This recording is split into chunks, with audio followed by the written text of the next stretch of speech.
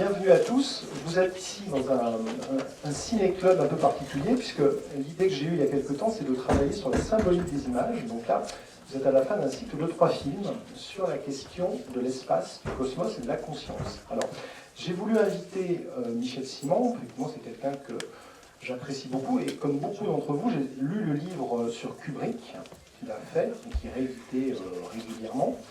Nous avons fait un petit entretien. Il vient de sortir un livre sur Andrei Konchalovsky. Donc Michel défend les réalisateurs, les grands auteurs, parfois un peu oubliés comme Konchalovsky. Donc vous aurez sur le site Ultrazone TV, partagé sur le site de la Filmothèque, l'entretien que nous avons fait à la librairie du cinéma du Panthéon. Et je pense, sans tarder, Michel, merci de votre présence. Et je vais vous poser une question qui va vous permettre de présenter peut-être non pas Kubrick, que vous connaissez, mais 2001. Alors 2001, moi, après je vous prendrai la parole 5-10 minutes pour en fait, on va faire une expérience ce soir. Je vais vous donner des petites consignes, vous allez voilà, vous allez faire un petit travail, mais avant tout, si vous êtes là, on voit bien que ce film reste un film culte, un film important. Donc on a effectivement l'Institut Lumière qui a sorti un livre sur l'Odyssée de 2001, qui est préfacé par Michel, et on a un certain nombre de gens qui ont fait un travail là-dessus. Donc Michel, 2001, œuvre culte, pour vous, pour le monde, comment expliquer que ce film, qui date de 68, soit toujours aussi moderne et touche. Vous voyez, dans la salle, il y a énormément de jeunes. C'était très agréable de voir des jeunes qui s'intéressent à des films d'auteurs, on va dire, toujours, bon, peut-être un peu anciens, mais qu'est-ce qui fait que ce film est toujours culte pour vous et qu'il est, je crois, très cher à votre cœur, puisque dans le numéro positif qui va sortir, vous avez décrypté une image qui est une image finale de la fin de 2001 qui vous a marqué longuement. Voilà. Oui, c'est le numéro 700 qui va sortir en juin, où les membres du comité de rédaction ont chacun choisi un moment, une séquence ou un plan d'un film qui les a marqués. J'ai choisi ceux qui ont vu le film, évidemment, s'en rappellent très bien, c'est l'arrivée du cosmonaute dans la chambre Louis XVI à la fin de 2001, ce contraste saisissant entre une période qui a précédé la Révolution, dont Talleyrand disait qu'il n'a pas connu l'époque avant la Révolution ne sait pas ce que c'est que la douceur de vivre, et puis ce cosmonaute avec tout son équipement, évidemment totalement futuriste. Et le contraste, évidemment, est une des choses que Kubrick aime beaucoup pratiquer dans beaucoup de ses films.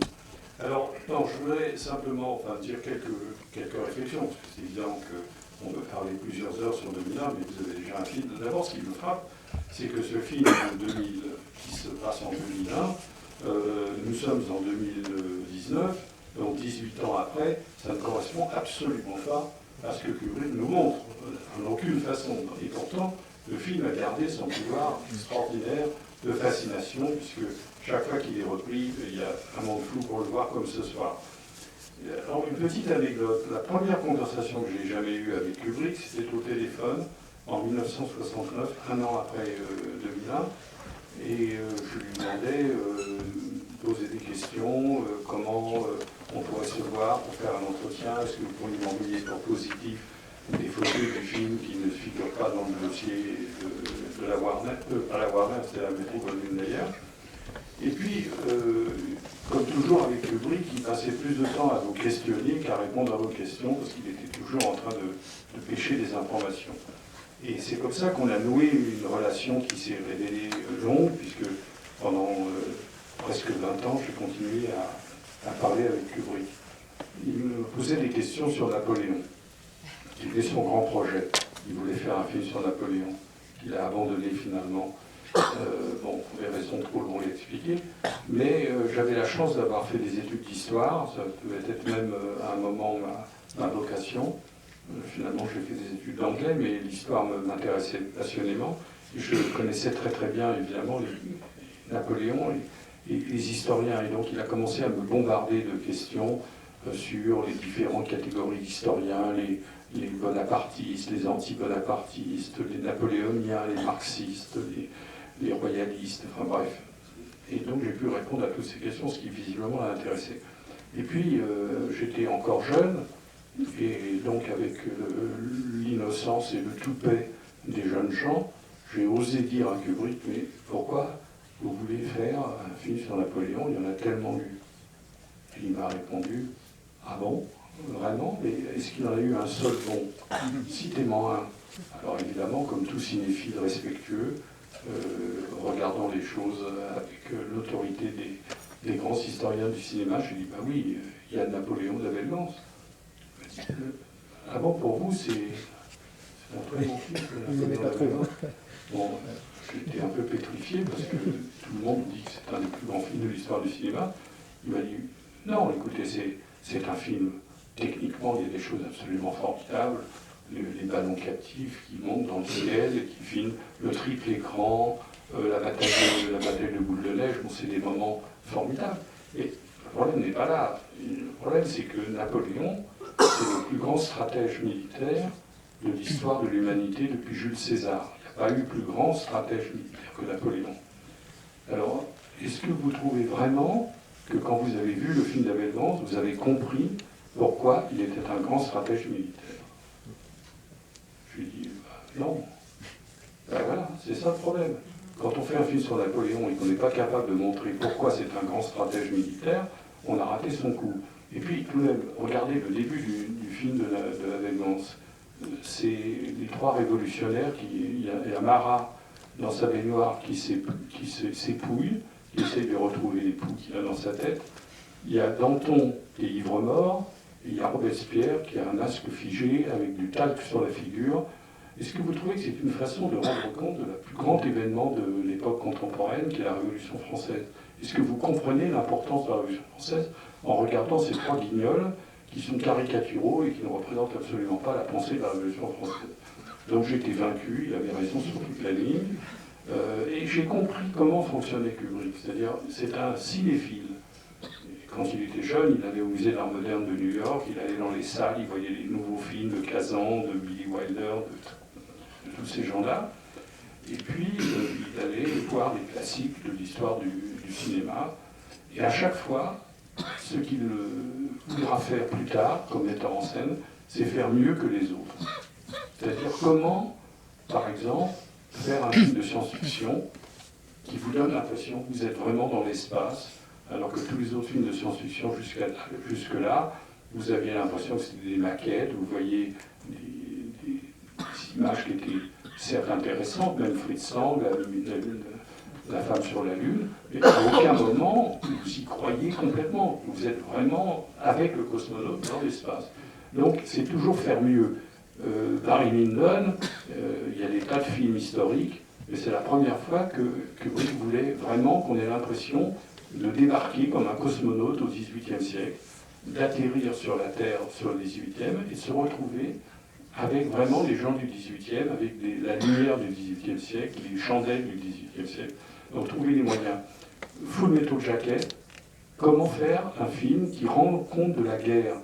Pas avec la musique de Wagner, parce qu'il avait vu Apocalypse Now, mais comment éviter d'être fasciné par la guerre? Comment éviter de condamner la guerre tout en la rendant magnifique, avec des fumigènes, avec de la musique envoûtante, et où finalement vous vibrez avec le général ou le colonel dans Apocalypse Now qui dit « Ah, j'aime l'odeur du napalm », et avec la musique de la Valkyrie. C'est-à-dire, finalement, on prétend condamner la guerre, montrer que la guerre c'est ce qu'il y a de pire dans la vie d'un homme, d'avoir fait la guerre, et en même temps de faire vibrer le spectateur par les massacres que l'on monte, les hélicoptères qui chargent, etc. Et c'est pour ça qu'il a fait Full Metal Jacket, qui est un film, qui est le seul film de guerre peut-être où il n'y a à aucun moment, on s'identifie avec les gens qui tuent. À aucun moment, il a la possibilité de participer à la guerre avec un frisson. Et voilà. Et tous ces autres films, c'est la même chose. C'est-à-dire, c'est toujours faire des films qui sont, disons, qui dépassent ce qui a été fait auparavant. Ça peut paraître prétentieux, mais c'était ça. C'est le côté, finalement, presque... Alors, il y a une phrase qui dit il aurait été alchimiste. Oui, c'est moi qui le dis, c'est moi qui le dis.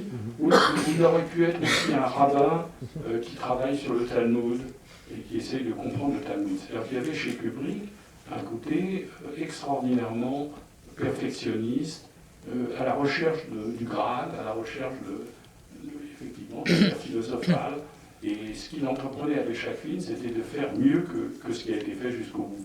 Ça ne veut pas dire qu'il n'admirait pas. J'ai retrouvé récemment une lettre de Kubrick à Bergman en 1960. Il a écrit une lettre à Bergman pour lui dire, on l'a retrouvé récemment dans les archives de Bergman, personne ne la connaissait, dans lesquelles il disait, vous êtes le plus grand aujourd'hui de tous les metteurs en scène en activité, vous êtes le plus grand metteur en scène vivant. Donc il avait une grande capacité d'admiration, et quand il me parlait, il me demandait toujours ce que j'avais vu récemment, surtout les jeunes metteurs en scène, qu'est-ce qui m'avait frappé pour qu'il fasse venir une copie et le regarde. Donc c'est pas du tout quelqu'un qui était monstrueux d'orgueil, pas du tout, il était d'une certaine façon assez humble, mais il voulait aller plus loin, il voulait rechercher la perfection. Bon, la deuxième chose que je voudrais dire à propos de 2001, c'est qu'aujourd'hui c'est un classique. Tout le monde va le voir, évidemment, il est cité comme un des plus grands films de l'histoire du cinéma, mais quand il est sorti aux États-Unis, le film a été un échec critique, pas public. Le public est allé le voir, le public faisait la queue à 2 heures pour la première séance, avec la queue autour du cinéma qui le jouait à New York, mais la critique a été dévastatrice, c'est-à-dire tous les grands critiques américains, sans exception, new-yorkais. Los Angeles était déjà moins critique, mais tous les New-Yorkais ont détesté le film, et en particulier la grande critique Pauline Kael, qui a dit à propos du film un manque total d'imagination. Et Andrew Sarris, l'autre grand critique, a dit le problème de Kubrick, c'est qu'il n'a jamais réussi à raconter une histoire. Pourtant, il avait déjà fait Les Sentiers de la Gloire, il avait fait Spartacus, il avait fait Lolita, il a fait Docteur sur l'amour, mais ça n'a pas empêché que Kubrick, d'après Andrew Sarris, ne savait pas raconter une histoire, et 2001 lui paraissait la preuve qu'il ne savait pas raconter une histoire. Donc c'est vous dire à quel point, en France, c'est départagé. En France, il y a eu des gens qui ont défendu le film, des gens qui l'ont attaqué, mais le film a été très, très, très controversé. Et la première projection qu'il a fait pour la MGM, il a traversé en bateau, parce qu'il ne prenait plus l'avion, même s'il conduisait lui-même les avions, il avait son brevet de pilote, il avait renoncé par peur d'accident. Donc il allait en bateau aux États-Unis, il est arrivé à Los Angeles, il est sorti du train, il a montré le film au grand patron de la MGM, et ils n'avaient rien compris. Et il y a une seule personne, c'est le neveu du chef des circuits internationaux de la MGM, qui s'occupait de toutes les salles à l'étranger. Il avait amené son neveu qui avait 18 ans, qui entendait tout le monde dire mais on ne comprend rien, c'est une catastrophe, on a perdu tout notre argent, c'est une film qui a coûté une fortune. Et le fils a dit, le neveu a dit non, moi je trouve ça extraordinaire. Donc c'est très intéressant parce que cette petite anecdote prouve que le succès du film a été dû beaucoup à la jeunesse. Ils ont fumé de la marijuana, et donc ils allaient voir le LSD. C'est pas de LSD qui voulait que c'est pas seulement ça, c'est pas seulement, sûrement pas, mais c'est pas seulement ça, c'est pas seulement parce que c'est l'époque du LSD, c'est aussi parce que les jeunes étaient beaucoup plus ouverts au film et à ces tentatives de narration totalement non verbale, où tout est exprimé par des images, et Kubrick avait très bien compris que par exemple, quand au début du film, enfin pas au début, mais après la séquence des singes, quand il se rapproche de la Lune, il montre un plan de la Lune. Mais il ne dit pas à aucun moment que c'est la Lune. Et les adultes, les gens de 50 ans, 60 ans, ne comprenaient absolument pas. Parce que l'explication n'était pas dans les dialogues. Il n'y avait aucune explication verbale. Il fallait simplement regarder l'écran et regarder les images. Et les enfants ou les jeunes, eh bien, ils voyaient une Lune, ils ont compris que c'était marqué sur la Lune. Troisième intérêt de 2001, parmi d'autres, je crois que c'est un très bon résumé de la philosophie de Kubrick, c'est-à-dire que Kubrick fait des films où plutôt sa vision du monde, c'est une vision d'abord très pessimiste, très très pessimiste, même si 2001 est peut-être le seul film de lui qui se termine sur l'espoir, sur une renaissance. C'est le seul. Tous ces autres films sont... Ou peut-être le tout dernier, Eyes Wide Shut, où Nicole Kidman dit à Tom Cruise « Let's fuck ». Alors on va baiser. C'est absolument inattendu parce que la plupart des films de Kubrick se terminent de façon désespérée. Mais on va baiser, donc c'est comme un espoir. Mais en tout cas, dans 2001, ce qui est sûr, c'est que ce qu'on voit, c'est les conflits. On voit les conflits dès le début entre les singes. Ensuite, on voit les conflits entre les astronautes russes et les astronautes américains. Ensuite, on voit le conflit entre les cosmonautes et puis l'ordinateur, le HAL 9000. Donc il y a toujours conflit. Kubrick voit la vie comme l'histoire de l'humanité, qui lui donnerait tort quand on voit les massacres du XXe siècle. En tant que juif, il a évidemment vécu dans sa chair. Quand on voit l'Holocauste, quand on voit les camps de concentration, quand on voit le goulag, etc., comment être optimiste? Comment ne pas voir que l'être humain reste fondamentalement, et c'est en ce sens qu'il est freudien, c'est-à-dire qu'il pense que l'être humain, évidemment, est rationnel, mais aussi passionnel, et que la passion finit toujours par l'emporter sur la raison. C'est-à-dire que les pulsions sont toujours beaucoup plus fortes que les pulsions sont plus fortes que le raisonnement. Même si l'homme veut être rationnel, à un moment, c'est la passion qui l'emporte. Et d'ailleurs, il est très pessimiste, ça rejoint le mot de Billy Wilder, le fameux mot de Billy Wilder, qui était un pessimiste total. Il disait, regardez, en Allemagne, en 1934, les optimistes, les juifs optimistes, sont restés, parce qu'ils ont cru que ça allait s'arranger, que Hitler ça ne durerait pas. Ils sont tous morts dans les camps. Et les juifs pessimistes, ils sont partis en Californie dans une piscine. Voilà. Et donc c'était la défense du pessimisme contre l'optimisme. Dernier point peut-être que je voudrais évoquer à propos de Kubrick, c'est qu'on a souvent dit que c'était un cinéaste froid, un cinéaste pas tellement humaniste, et je pense que c'est exactement le contraire. C'est-à-dire, je pense que Kubrick, dans tous ses films, est du côté des victimes, tout le temps du côté des victimes. Et même dans 2001, il est du côté de la victime qui est l'ordinateur. C'est-à-dire, la mort de l'ordinateur est un des moments le plus émouvant de 2001, c'est la mort d'une machine. Mais il est du côté de la machine, puisque la machine, on est en train de la décérébrer et de lui enlever une par une, toutes les choses qui font sa vie. La machine meurt. Et la mort de Hal est un moment dramatique. Mais à part ça, dans tous ses films, il est du côté des victimes. Dans Les Sentiers de la Gloire, il est du côté des trois hommes qui sont fusillés pour l'exemple. Dans Lolita, il est du côté de l'écrivain follement amoureux de cette jeune fille qui le rend fou. Et il devient, on l'interne, et c'est dramatique comme une tragédie grecque. Il est victime, lui aussi, de sa passion. Dans Orange Mécanique, c'est encore plus évident, parce que la première partie d'Orange Mécanique, on voit que nous sommes du côté des victimes d'Alex, les mendiants, l'écrivain, tous les gens que Alex violente, viole, tue, etc. Et quand dans la deuxième partie, Alex revient rencontrer tous les gens qu'il a victimisés dans la première partie, on est du côté d'Alex, parce que c'est Alex qui devient la victime de ces gens-là. Et nous sommes du côté d'Alex. Donc toujours les victimes. Dans Barry Lyndon, on est du côté de Lady Lyndon, quand son mari lui souffle de la fumée avec son cigare en plein visage dans la calèche. Et la pauvre Lady Lyndon est une victime mélancolique des frasques de son mari, personnage très peu sympathique. Je peux continuer dans Full Metal Jacket, dans Shining, même dans Shining, à la fin du film, quand ce monstre qui a voulu tuer son enfant et sa femme, il est figé dans la glace à la fin du film, nous avons la pitié tragique qu'on a dans toutes les tragédies grecques. La pitié pour la victime, même si cette victime était un criminel. Et puis, dans Full Metal Jacket, nous sommes du côté de la jeune fille, évidemment, de cette Vietnamienne qui se bat toute seule contre les soldats américains, et on est du côté du gros, de l'obèse garçon, du soldat qui est constamment brimé par le sergent-chef, qui l'insulte, qui le traite de tous les noms, et qui finalement se suicide après avoir tué le sergent-chef.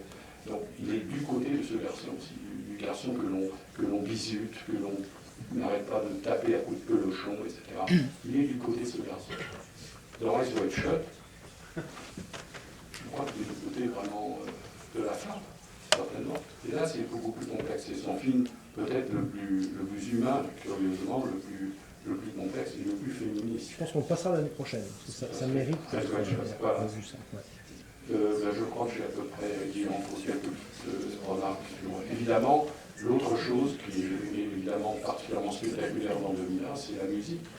C'est-à-dire la façon dont Kubrick, il avait commandé à Alex North, un grand musicien qui avait écrit la musique qui Ramène le désir, un très très bon musicien américain, il lui avait commandé une partition pour 2001, et quand il l'a écouté, il l'a jeté au panier, il ne l'a pas gardé. Et c'est là qu'il a pris Richard Strauss, Johann Strauss, Khachaturian, Ligeti, c'est-à-dire à la fois des compositeurs romantiques ou classiques, et puis d'autre part des compositeurs ultra-modernes. Et c'est à partir de là qu'il n'a fait qu'utiliser de la musique déjà écrite, parce qu'elle tombait mieux, parce qu'il pouvait choisir, une fois que le film avait été tourné, plutôt que de commander une partition, sans savoir finalement comment serait le film à la fin. Et donc, on voit très bien l'utilisation magistrale, toujours en contrepoint. Toujours en contrepoint, c'est-à-dire qu'il faut avoir l'idée de mettre la valse viennoise de Johann Strauss avec des images de roues qui tournent dans l'espace. C'est-à-dire la musique de Vienne en 1900 avec des choses complètement futuristes, créer toujours des contrastes. Et dans le texte que j'ai écrit pour Positif sur cette séquence dont je vous ai parlé, la séquence de cosmonautes dans la chambre Louis XVI, qui est d'ailleurs le XVIIIe siècle, c'est le siècle de Kubrick. Pourquoi? Parce que le XVIIIe siècle, c'est le triomphe de la raison. C'est Voltaire, c'est Rousseau, c'est les encyclopédistes, c'est-à-dire l'explication du monde qui permet d'avoir une vision rationnelle de l'humanité. Qu'est-ce qui succède au XVIIIe siècle? La Révolution française, Marat, Robespierre, les exécutions, et ensuite les carnages de Napoléon. C'est-à-dire l'époque de la rationalité a donné naissance à l'époque que Goya a montrée. C'est-à-dire les horreurs de la guerre, de l'animalité. Donc le XVIIIe siècle, on le trouve dans les Sentiers de la Gloire avec le château par rapport aux tranchées. On le trouve dans Lolita, puisque le personnage de Peter Sellers est exécuté par James Mason devant un tableau à la Gainsborough. Le XVIIIe siècle, on le retrouve dans Orange Mécanique, quand les deux gangs s'affrontent dans le sorte de casino, un casino désuet, un casino du XVIIIe siècle. Évidemment, on le retrouve dans Marie Neuf, qui se passe entièrement au XVIIIe siècle. C'est normal que le cosmonaute, il atterrit dans cet endroit rêvé qu'était le XVIIIe, avant que la brutalité se déchaîne. Voilà, donc je pense que dans ce texte, je montre cela, et surtout l'admiration qu'avait Kubrick pour Buñuel. Il adorait Buñuel, qui était évidemment un surréaliste, qui était aussi un anarchiste, un individualiste. Je pense que Kubrick n'était pas un homme de gauche, il était trop pessimiste pour être un homme de gauche, puisque les hommes de gauche croient à l'avenir radieux, donc il ne pouvait pas croire au bonheur futur, mais il avait une méfiance, et il n'était pas non plus un homme de droite, parce qu'il était contre le pouvoir. Il était contre les institutions, il était contre les politiciens, contre les juges, contre tout ce qui représentait le pouvoir, en particulier le militaire, comme on le voit dans Dr. Strangelove. Il adorait Buñuel, et en particulier, il me parlait d'une séquence chez Buñuel qu'il admirait beaucoup, qui est la séquence dans Le Fantôme de la Liberté, où tous les convives sont assis autour d'une table, ils sont en train de déjeuner, et on voit qu'ils sont assis sur des cuvettes de toilettes. Et le contraste entre ces cuvettes de toilettes, d'une part, ces gens qui ont les fesses à l'air et qui ensuite, à côté, sont en train de manger des mers raffinées, il adorait ça. Et son cinéma est très souvent fait sur des oppositions radicales entre, justement, des éléments qui sont totalement disparates. C'est un peu le montage des interactions qu'il admirait chez Eisenstein, c'est-à-dire l'opposition entre deux choses totalement, la rencontre, comme disait Lautréamont, du parapluie et d'une machine à coudre sur une table de dissection. Voilà. Merci beaucoup. Merci beaucoup, Michel, d'être venu présenter ce film. Alors, je vais vous prendre encore 5 minutes pour vous proposer de faire une petite expérience suite à ce film. François, tu voulais dire quelque chose avant?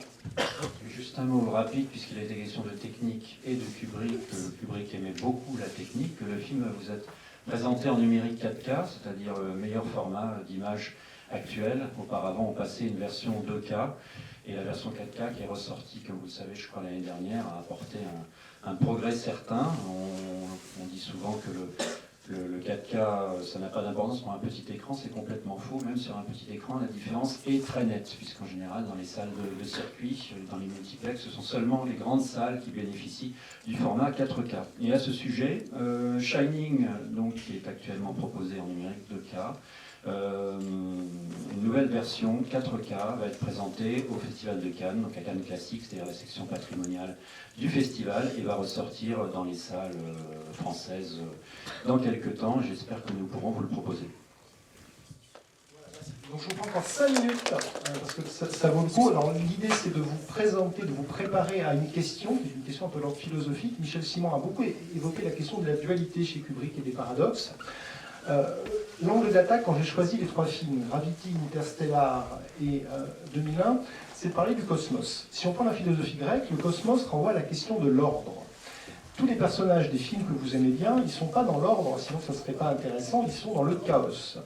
Et l'exploration de l'espace, finalement, pour les personnages, l'astronaute de 2001, Cooper dans Interstellar, et puis Dave Bowman, c'est effectivement la confrontation avec quelque chose qui est de l'ordre de la conscience. Voilà.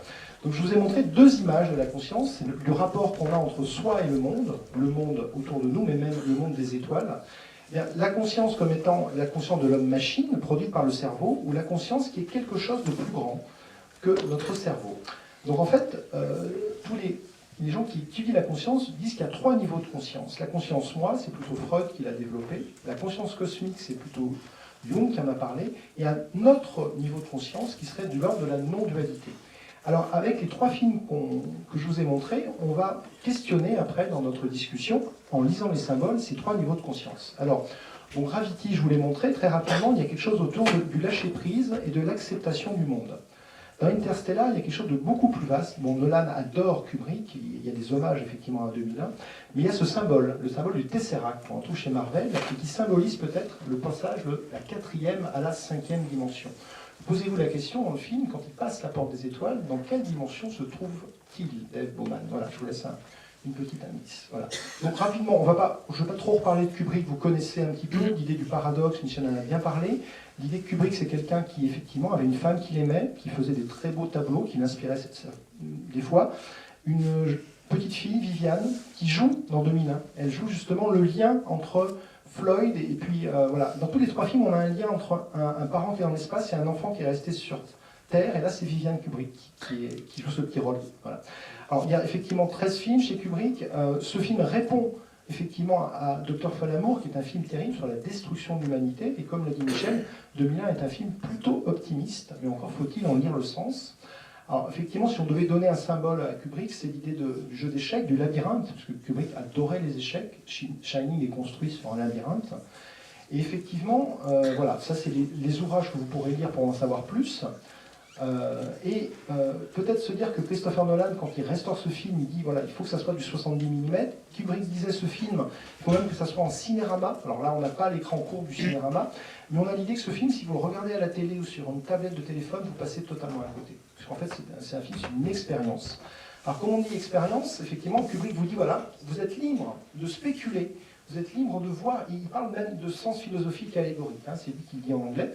Et moi, je vais vous demander un petit travail, on va discuter ensemble à partir d'images que j'ai prises dans le film, c'est de se dire les personnages que vous allez voir dans ce film, personnages chez Jung, l'ombre, le masque, qu'est-ce qu'ils cachent, ces personnages? Vous allez voir qu'ils sont très particuliers. Vous allez voir dans ce film des images qui sont des images symboles, des images clés, qu'est-ce qu'elles vous font, qu'est-ce qu'elles nous racontent. Enfin, vous allez voir un parcours de différents personnages. Il leur arrive quelque chose. C'est surtout Dave Bowman qu'on va voir à travers la porte des étoiles. Et après, bon, je vous ferai parler, je vous poserai des questions sur les images pour élaborer un sens. Et à la fin, je vous donnerai une lecture qui m'est un petit peu personnelle, mais qui a été corroborée par la lecture de l'article qui s'appelle Le Grand Œuvre dans le livre édité par l'Institut Lumière. Voilà. Merci pour votre présence et restez si vous pouvez, parce qu'on a jusqu'au bout de la nuit pour parler de ce film. Merci beaucoup, à tout à l'heure.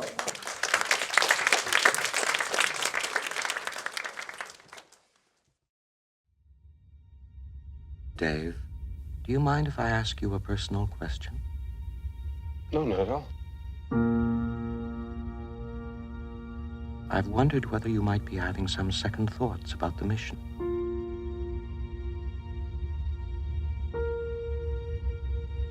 How do you mean? Rumors about something being dug up on the moon. I never gave these stories much credence, but particularly in view of some of the other things that have happened, I find them difficult to put out of my mind.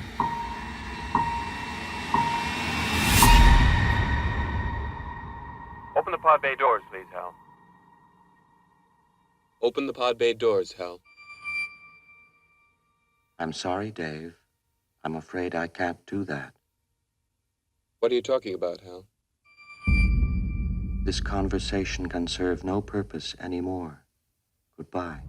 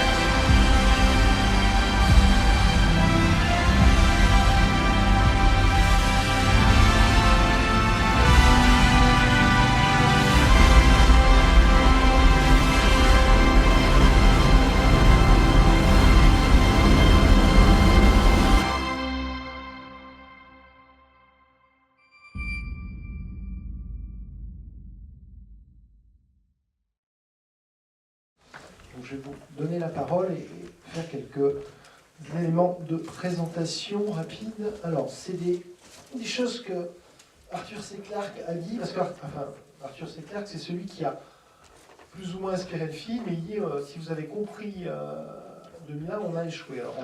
C'est un peu le bazar quand on voit 2001, c'est ce qu'a dit Rock Hudson quand il a vu le film. Il a dit, mais est-ce que quelqu'un peut m'expliquer que ce bazar? Et les critiques de cinéma, vous l'avez entendu avec Michel Simon, ont suivi. Ce film n'a pas été compris. Par contre, il reste.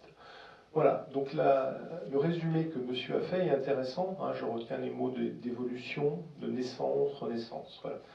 Alors les personnages, on va rapidement voir que ce personnage, le singe, alors chez Arthur C. Clarke, la novélisation, il s'appelle Moonwatcher. Pendant le film, on n'en sait rien. Alors pourquoi il y a des singes au début? Il y a des gens qui n'ont rien compris, ils vont voir un film sur l'espace et il y a des singes. Qu'est-ce que c'est? Ils sont là pourquoi ces singes? Est-ce que quelqu'un veut s'exprimer là-dessus? C'est marqué quand même l'éveil à l'aube de l'humanité.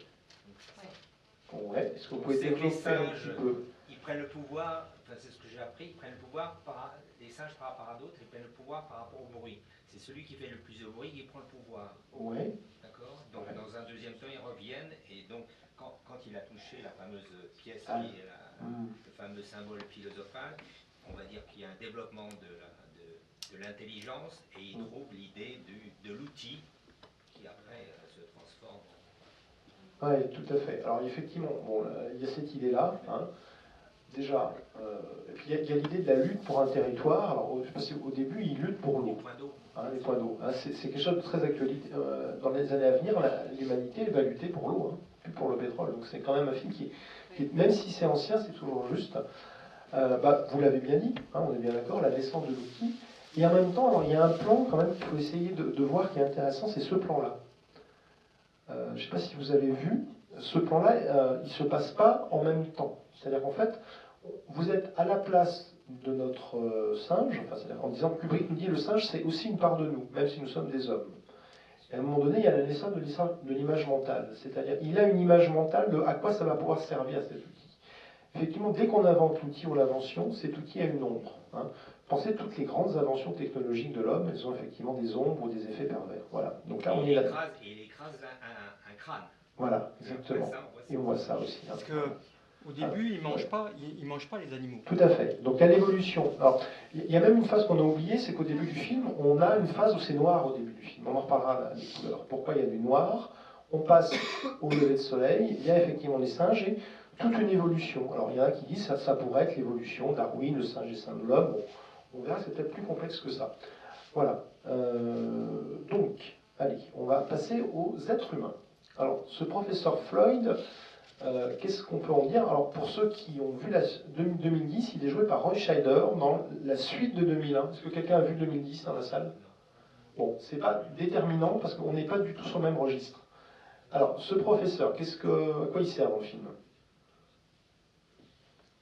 Lequel, Floyd ou... Enfin, celui-là, parce qu'en fait, c'est le même joué par deux acteurs différents. Dans la suite... Bon, vous avez bien vu que lui, il va pas très loin après. Il s'arrête, il disparaît. Alors pourquoi il disparaît? C'est-à-dire qu'en fait, c'est pas le héros. Mais c'est quand même lui qu'on voit après le débranchement de l'ordinateur. Pas du tout. Lui, il s'arrête sur la Lune au moment où il veut faire un selfie avec le monolithe. Donc du coup, alors, ce qui est intéressant, c'est qu'en fait, il a une fonction, ce monsieur. Il travaille pour... Qu'est-ce qu'il représente? Kubrick, si vous voulez, quand il fait des films, les personnages, ils représentent des fonctions, et là, c'est quelque chose qui est central pour comprendre un peu la pensée de Kubrick. Il avait rappelé pas un rôle de régulateur par rapport à la présentation du voyage au reste de la population. Oui, c'est ça. C'est la version officielle, c'est le scientifique qui vous donne un avis sur ce qui se passe. Et qu'est-ce qui se passe officiellement? C'est quoi le problème? Une épidémie. Une épidémie. Donc là, Kubrick introduit quelque chose qui s'appelle le mensonge. C'est-à-dire que quelque part, les autorités nous mentent. Alors, vous voyez, aujourd'hui, ça a donné les théories du complot. Et d'ailleurs, vous savez que l'atterrissage sur la Lune fait l'objet d'une théorie du complot, comme quoi Kubrick aurait filmé l'alunissage. Bon, là, je ne prends pas parti, parce que moi, mon angle d'attaque, c'est de ne pas rentrer dans toutes ces théories du complot. Je ne m'intéresse pas à ça. Vous savez, on sait l'histoire aujourd'hui, quand même. Oui, mais c'est pas... Bon, on va pas rentrer dans ce truc-là. Moi, je reste dans l'imaginaire. Mais en même temps, Kubrick nous dit quelque chose sur la question du mensonge. Et qu'aujourd'hui, les autorités, attention, il y a un double discours. Donc ce type, il est très gentil.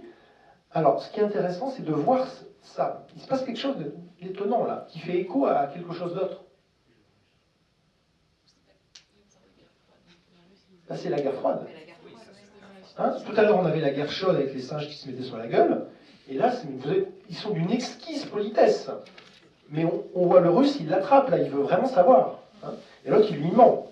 Et alors là, les rapports humains, ils sont très policés, mais très hypocrites. Donc vous voyez, la guerre continue, mais voilà, référence à la guerre froide. C'est beaucoup plus présent chez Arthur C. Clarke, tout ça. Hein.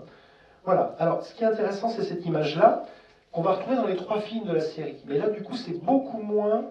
Alors, si vous avez vu Interstellar, pas du tout pareil. Mais en même temps, l'idée est un peu la même. Alors, vous savez que c'est la vraie fille de Kubrick, ça, hein? Sa fille adoptive. Ah oui? Viviane, oui, qui a 8 ans. Adoptive. Alors, je ne sais pas si adoptive ou pas, en tout cas, c'est celle qui va faire. Hein. C'est la fille de sa future. Oui, c'est possible. Oui. En tout cas, c'est elle qui va disparaître dans la scientologie après. Hein, et qui va aussi motiver le fait qu'il va faire Ice White Shot. Voilà. Bon, ça, c'est la petite histoire, mais qui est intéressante aussi. Bon, vite fait, on va passer peut-être un peu là-dessus, mais ce qui est intéressant, c'est qu'à un moment donné, il y a cette idée qu'elle lui demande un téléphone, et lui, et puis lui, il dit autre chose, et qu'est-ce qu'elle veut, c'est un singe. Donc vous voyez, il y a l'idée de la référence, hein, le singe comme étant la part de l'homme, on en fait des poupées maintenant, des singes, ou des animaux domestiques, mais est-ce qu'on a toujours une part de singe en nous? Alors, on passe à la mission Jupiter, hein, donc c'est après. Combien il y a de passagers en tout? Je vais voir si vous avez suivi. 5 plus 1. 5 plus 1. Alors, c'est qui les 5? 5 humains et un ordinateur. Ouais. Alors, bon, on en voit combien d'humains? 2. Ouais. En fait, les 3 autres, ils ont une fonction particulière. Vous avez repéré? Qu'est-ce que c'est leur fonction? En fait, c'est lorsqu'ils arriveront sur Jupiter par rapport C'est pas des géomètres. Ils sont topographes. Alors, pourquoi la topographie? C'est ceux qui étudient les sols. Je vous rappelle que en fait, vous avez bien vu qu'il y a 3 monolithes. Hein. Il y en a un sur la Lune. J'ai passé vite à la fin. On reviendra un peu sur le monolithe, mais parce que je vais vous montrer des images du monolithe. Alors, ce qui est intéressant, c'est ça. Hein, c'est qu'effectivement, la question de l'hibernation, vous l'avez bien vu, techniquement, Kubrick essaie de donner des gages comme quoi, effectivement, et c'est vrai qu'aujourd'hui, on en parle de ça pour les voyages dans l'espace. Bon, alors, ce personnage, Gary Lockwood, qui joue Frank Poole, qu'est-ce qu'on peut en dire? À quoi il sert, lui? Et d'ailleurs, est-ce que vous avez vraiment... Vous êtes identifié à ces personnages? Enfin, il en reste 2 là, dont on va parler. Est-ce que vous avez des souvenirs précis? Oui, c'est un sidekick. Enfin, c'est un... Ah, oui. Un peu, ouais, c'est un sidekick. C'est celui qui a... en fait, j'ai l'impression que c'est un petit peu le petit diable en mode... C'est le pessimiste, voilà. Le pessimiste. Ouais, alors le pessimiste, ouais. Alors vous... Ok. Mais c'est le plus agressif vis-à-vis du robot, surtout. Ouais, aussi. Pas de l'ordinateur. Ouais. Alors, je vous rappelle qu'on le voit courir. On le voit, il est beaucoup préoccupé par sa santé, sa beauté, tout ça et compagnie. Alors, ce qui est intéressant, c'est de voir cette idée de cycle. Enfin, le film est basé sur la figure du cercle, hein, je vais revenir. Et lui, il court en rond, souvent il tourne en rond. Et tourner en rond, bah, on va le voir un petit peu. C'est-à-dire que c'est l'humanité. Enfin, en fait, ces 2 hommes, ils symbolisent l'humanité ou ce qu'il en reste. Je vous rappelle qu'on voit aussi une femme qui tourne en rond, alors par rapport à la question de la gravité. Hein? Non, mais le physique, on dirait. Essentiellement pour pas perdre du muscle. Oui, mais je vais essayer de vous faire rentrer dans quelque chose qui est... Alors c'est un pari, hein. C'est de vous dire que Kubrick, s'il prend le temps de vous montrer des gens qui tournent, c'est qu'il veut dire quelque chose autour de l'idée de tourner. Oui, monsieur. Ils maîtrisent rien. Voilà, c'est des gens qui effectivement... Ils sont intelligents, mais ils maîtrisent rien. Voilà, c'est-à-dire que même l'intelligence... Alors, on va reparler de ça à propos d'une image clé. Alors, vous voyez, effectivement, ce personnage, il va être dans l'espace, après, on voit bien ce qui lui arrive. Et ce qui est intéressant, c'est des images comme ça. Hein. Regardez, ils se ressemblent énormément. Oui. Et Kubrick va jouer beaucoup sur cette notion de dualité. Voilà. Alors, lui, par contre, si on parle de notre personnage, alors, qui est peut-être Keir Dullea, qui est peut-être le héros du film, alors qu'est-ce que vous en retenez de lui? Il a un côté très impassible à chaque fois. Ouais. Pour essayer de tromper l'ordinateur. Enfin, je sais pas si c'est pour tromper l'ordinateur, mais en tout cas, vraiment, il affiche une espèce de neutralité et de dire toujours tout va bien. Je suis très proche d'Armstrong, moi. Oui, par rapport à la maîtrise de soi. C'est incroyable. Et son background familial, est-ce qu'il a des liens avec quelqu'un, lui? Oui. Avec qui il a des liens? avec personne, donc c'est Poul qui contacte ses parents. Poul, à un moment donné où il se fait une beauté, là il est en train de bronzer, il parle à papa, maman qui lui font, lui pas lui. Lui il a aucune attache. Voilà. Donc, c'est pour Poul, c'est pas pour lui. Ce qui est intéressant, c'est que vous les confondez. Et Kubrick fait tout pour que vous les confondiez. Parce qu'en fait, ces deux personnages, c'est les deux aspects. En fait, dans chaque être humain, il y a la dualité. Il y a celui qui est du côté du narcisse, et puis il y a celui qui est du côté de la ruse. Vous voyez, enfin, on a tous ces personnages en nous. Je développerai encore plus après. Hein. Mais voilà. Alors, bon, effectivement, l'idée que vous avez développée sur le fait qu'il est impassible, et même on peut dire qu'il est rusé. Hein, il fait preuve de ruse. Et dans la mythologie, effectivement, on a bien ce personnage d'Hercule, qui est à la fois, il s'appelle Bowman. Bowman, c'est l'arc. Hein. L'arc, c'est celui qui tend une flèche vers quelque chose. Alors, ce qui est intéressant, c'est que, pour faire une conclusion sur le premier niveau, il n'y a pas vraiment de stars, ces gens-là ne sont pas connus. Leur jeu est très neutre. Il y a 40 minutes de dialogue sur 2h30. C'est ce que vous a dit Michel Simon tout à l'heure. Hein. Tout passe pas par le dialogue. Le dialogue, il est superficiel. Et qu'est-ce qui veut dire le dialogue? C'est qu'on est dans une société très policée vers totalement aseptisée, où en fait les relations entre les êtres humains elles sont totalement superficielles. Il n'y a rien qui passe. C'est le contraire d'Interstellar ou de Gravity qui était basé sur l'émotion qui passait entre les personnages. Là, on arrive à une fin de siècle où finalement, alors il y a peut-être l'idée d'une mélancolie. J'en reparlerai quand j'étudierai la musique à la fin. Enfin, oui, parce qu'on va voir, voilà. Donc, une des figures possibles, c'est le personnage d'Ulysse, qui a été joué par Kirk Douglas, qui joue aussi dans un film de Kubrick qui s'appelle Spartacus. C'est-à-dire, l'idée d'Ulysse, elle est intéressante, parce que effectivement, il y a ce personnage. Alors, qu'est-ce qu'on peut dire sur HAL 9000, qui a la voix de quelqu'un qui s'appelle Douglas Rain? Alors, Douglas Rain, au début, il était pressenti pour faire la voix off de 2001. Et en fait, Kubrick a dit non, il ne va pas y avoir de voix off, on va laisser les gens se perdre dans ce film sans tout leur expliquer. Alors, il garde ce personnage qui fait des majordomes dans les films, faire la voix de HAL. Alors, qu'est-ce que ce personnage de robot? Alors, Michel Simon nous a dit qu'effectivement, il est la victime et qu'on peut sentir de l'émotion vis-à-vis de lui, que ça serait presque le personnage le plus humain. Est-ce que ça vous a fait ça, vous? Vous avez été ému? Pour moi, il a le rôle de méchant, quand même. Il a le rôle de méchant, ouais. Donc, effectivement, vous n'êtes pas dû identifier une machine. Madame, vous dites la voix? C'est sa voix qui dégage le plus de choses. Voilà, bizarrement. C'est-à-dire, effectivement, là, on prend la voix d'un acteur, qui est un acteur, alors que c'est fait exprès, il donne des indications, bien entendu. Voilà, il y a un contraste. Alors, le grand thème, aujourd'hui, c'est quoi dans le transhumanisme? C'est de montrer qu'il y a des machines plus humaines que les humains. Ça va, je vais vous montrer 2-3 éléments là-dessus. Bon, très rapidement, parce que c'est des éléments qu'on peut trouver en faisant 2-3 recherches. C'est Marvin Minsky qui a été conseiller de Kubrick. Et lui, c'est un des pères de l'intelligence artificielle avec les gens de la Silicon Valley. Dans le script... Vous pouvez peut-être dire pourquoi c'est HAL. Ah oui, en gros. Ça, c'est drôle. Alors, effectivement, moi, une des raisons... Enfin, au début, il a failli s'appeler Athéna. Vous savez qu'Athéna, c'était la protectrice d'Ulysse. Ça redonne un élément mythologique. On a failli l'appeler Socrate.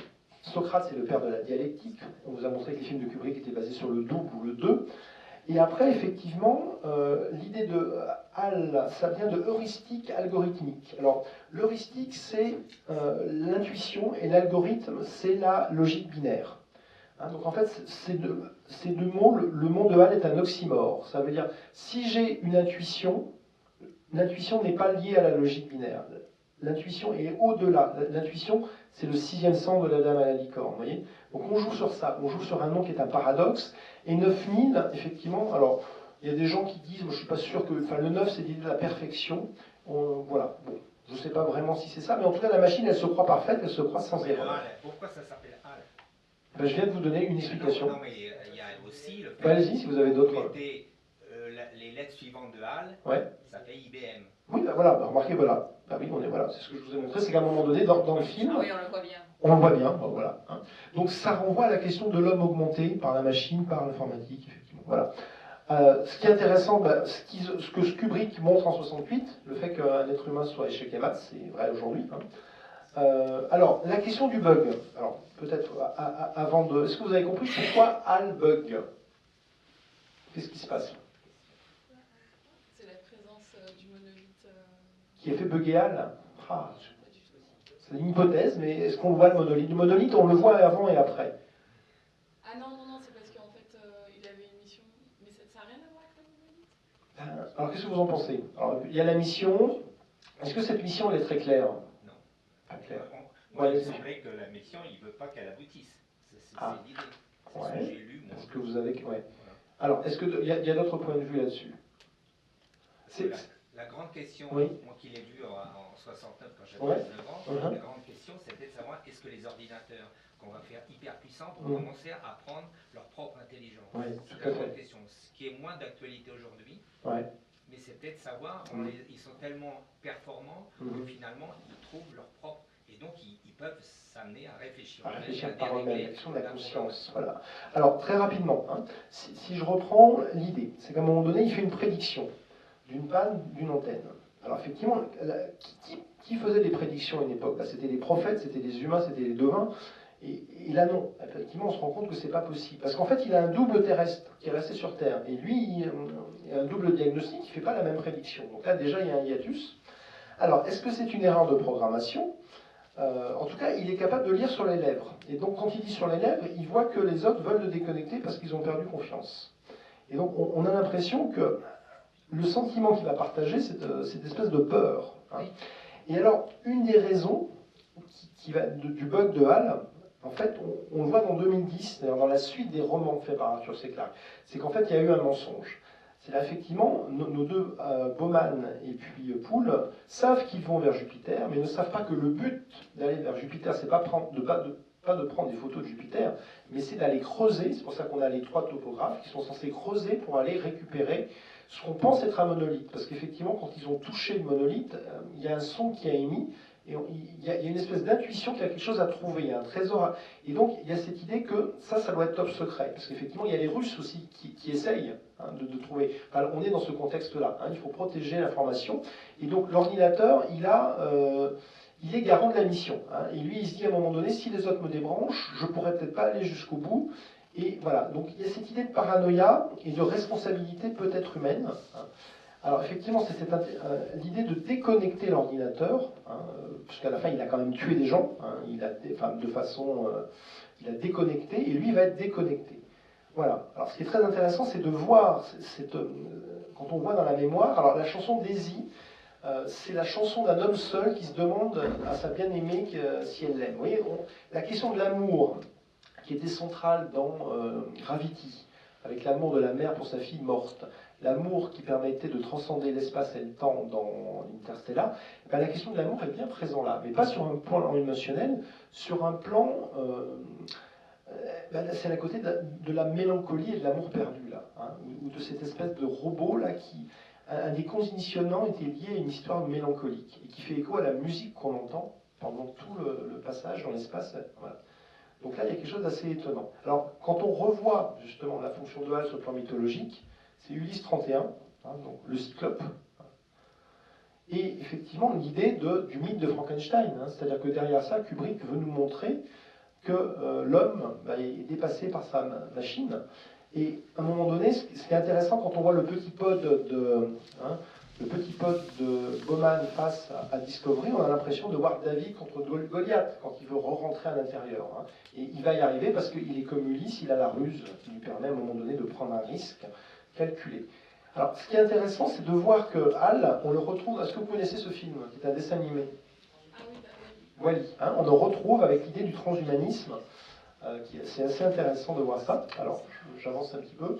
Alors, c'est aussi quelque chose qu'on va retrouver, ce phénomène chez Kubrick, dans Shining, avec le gardien qui est un majordome.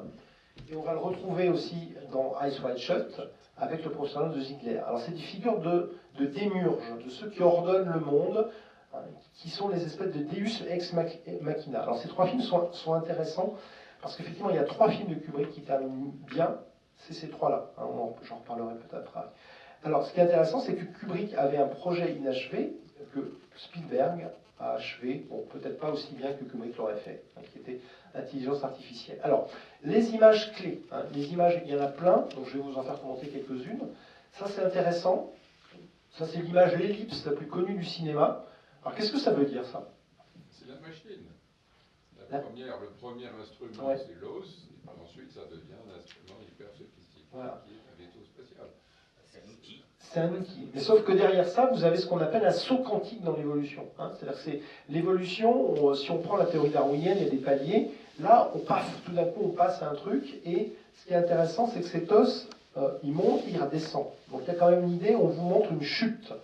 C'est paradoxal parce qu'on pourrait dire que la conquête spatiale, c'est un progrès. Eh bien non, parce qu'en fait, vous allez voir quelque chose d'autre autour de ça.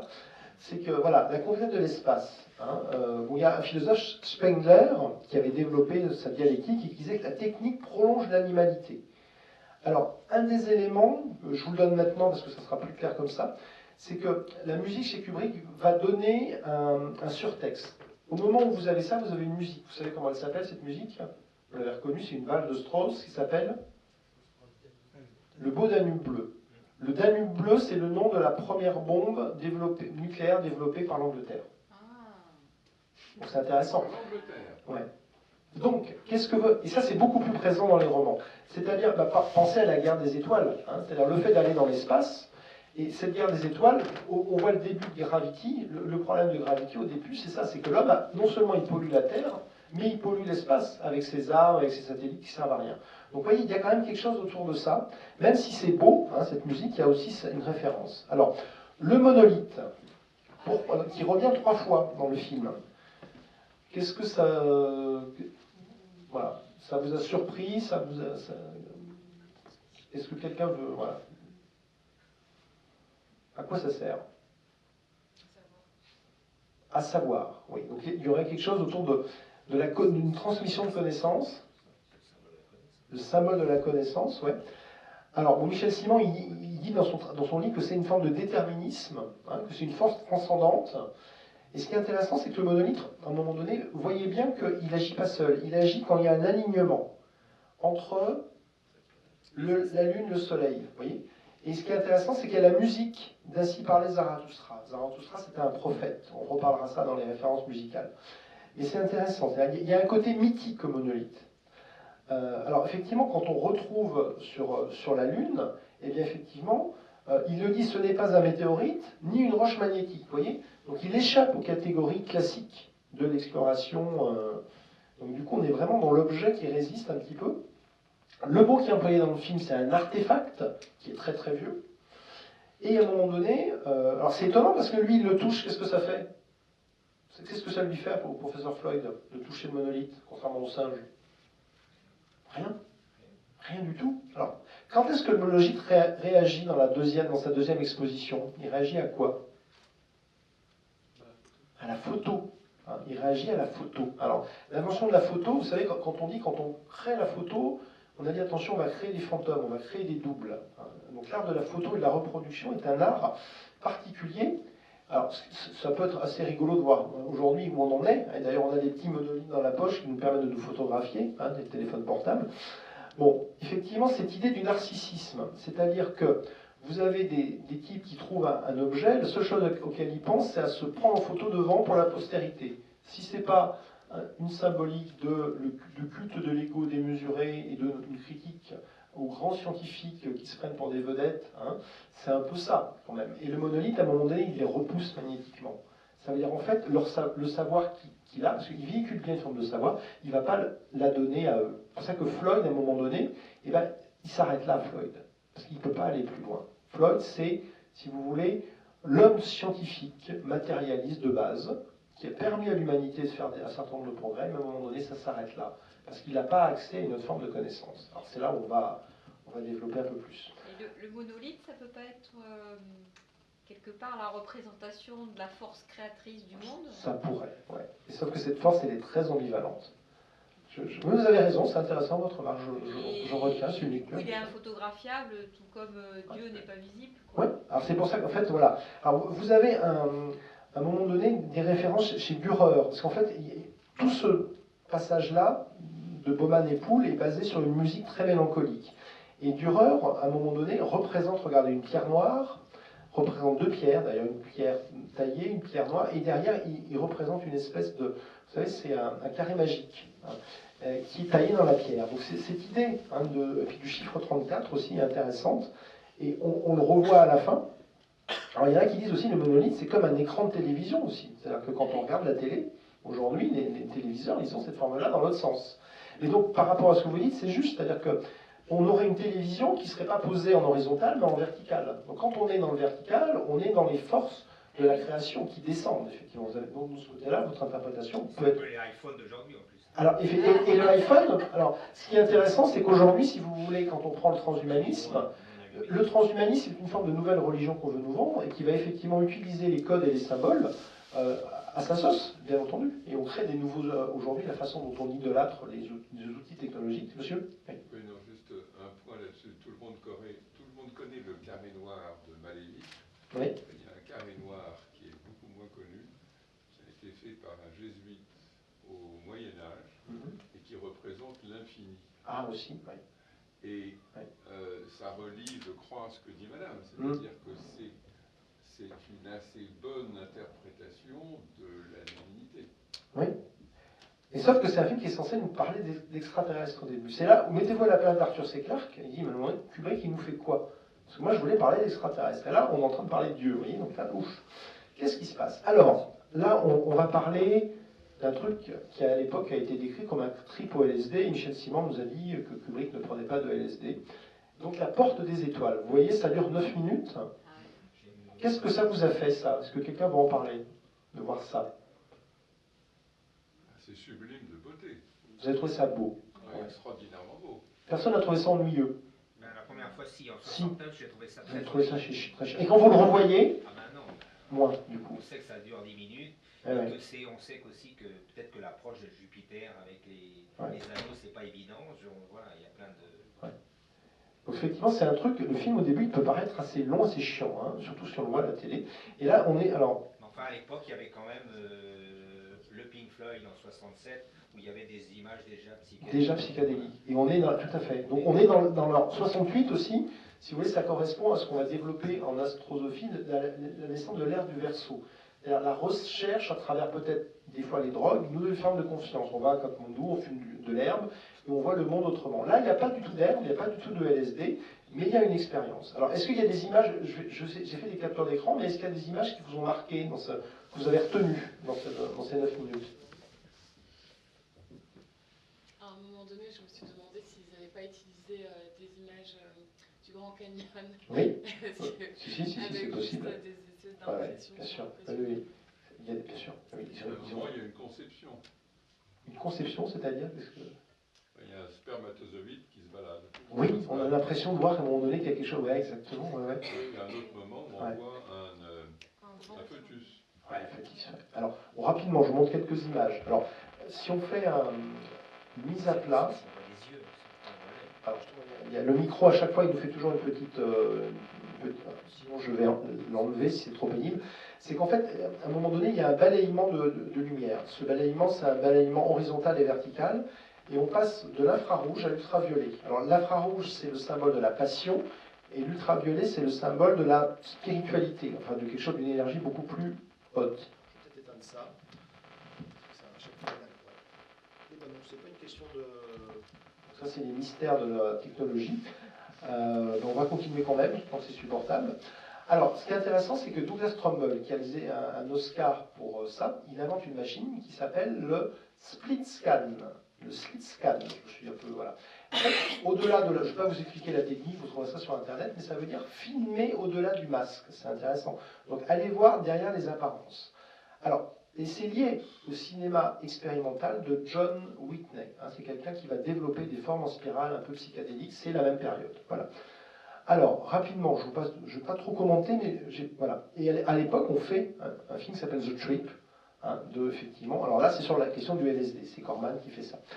Alors, les scientifiques qui voient ça aujourd'hui disent, et c'est un peu ce qu'on a dans Interstellar, quand Cooper passe à travers le trou de verre, vous avez ces projections de lumière qui apparaissent, mais Nolan est très sobre. Il y a des gens qui disent, ben voilà, si on passe à un moment donné dans un trou de verre, peut-être qu'on aurait des choses comme ça en termes énergétiques. Mais ça, personne n'est revenu pour en parler.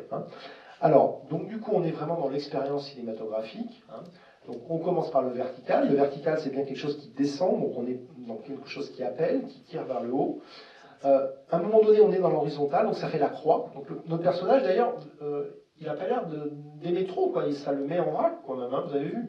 Il bouge, Le personnage, il a joué en fait quelqu'un qui avait une crise d'épilepsie. Et donc ça a été filmé comme ça.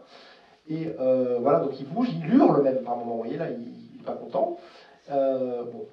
Et donc ce qui est intéressant, vous voyez, on a l'impression qu'il y a quelque chose d'une galaxie ou d'un amas d'étoiles qui se forme. Là, on a l'impression qu'il y a quelque chose qui descend aussi. Bon, c'est très. Là, qu'est-ce que vous voyez là? Dans ça. Justement, là, on voit un fœtus. Alors un fœtus, il y a des gens qui voient une espèce de fleur qui s'épanouit. Ouais, donc là, la question du fœtus, de la fleur, enfin, quelque chose qui s'ouvre. Là, effectivement, on a l'impression d'une forme, hein, une espèce de corps d'énergie ou de fantôme qui apparaît. Donc ça, c'est étonnant. Voilà, donc là, effectivement, l'idée du fœtus que vous évoquiez. Donc quelque chose, une naissance. Alors le coup du spermatozoïde, effectivement, voilà. Alors ça, c'est très intéressant de voir ça, parce que ça, c'est les figures géométriques. Donc là, au niveau symbolique. Non, mais l'image précédente, moi, je voyais aussi le vaisseau. Hein, ouais. Quelque part. On peut voir le vaisseau, mais là... Oui, parce que le vaisseau a une forme de spermatozoïde. Alors, on pourrait faire toute une lecture un peu freudienne du film aussi sur la question de la sexualité, mais il n'y a pas trop de sexe, il n'y a pas trop de femmes dans le film. Hein, mais il y a quand même cette idée d'une naissance sans sexe qui est intéressant, qui renvoie à autre chose. Alors, oui, effectivement, les formes du vaisseau est phallique. Alors, là, vous connaissez cette figure géométrique? Il faut aller voir Platon, hein, ça s'appelle des octaèdres. Il y a 8 faces et ça symbolise l'air. Donc on est forcément dans le haut de l'air. Et quand vous voyez, c'est des pyramides. Ces pyramides, en fait, voilà, je vous montre, là, c'est les solides platoniciens, il est là. Donc il y a plein de... Et comme par hasard, vous voyez, c'est lié à la planète Jupiter, c'est intéressant. Parce que chez Clarke, on a Saturne. Saturne, c'est la planète de la mort, le dieu des Chronos. Et là, Saturne, on l'a d'Interstellar. Alors là, l'hypothèse que j'ai, c'est que 2001 va plus loin qu'Interstellar. C'est pas étonnant, parce qu'on va au-delà de Saturne. On va à Jupiter, et Interstellar s'arrête à Saturne. Ouais. Donc il y a quelque chose d'intéressant là-dessus que je vais creuser un peu avec vous. Et je viens de vous montrer quelque chose qui existe aujourd'hui. Hein. Vous prenez les deux, votre octaèdre, vous fusionnez, vous avez ce qu'on trouve dans la Kabbale, hein, dans l'ésotérisme juif, ce qu'on appelle la Merkaba ou le corps de lumière. Le corps de lumière, c'est l'idée d'une personne qui devient autre chose. Donc ça, c'est un symbole qui existe. Voilà.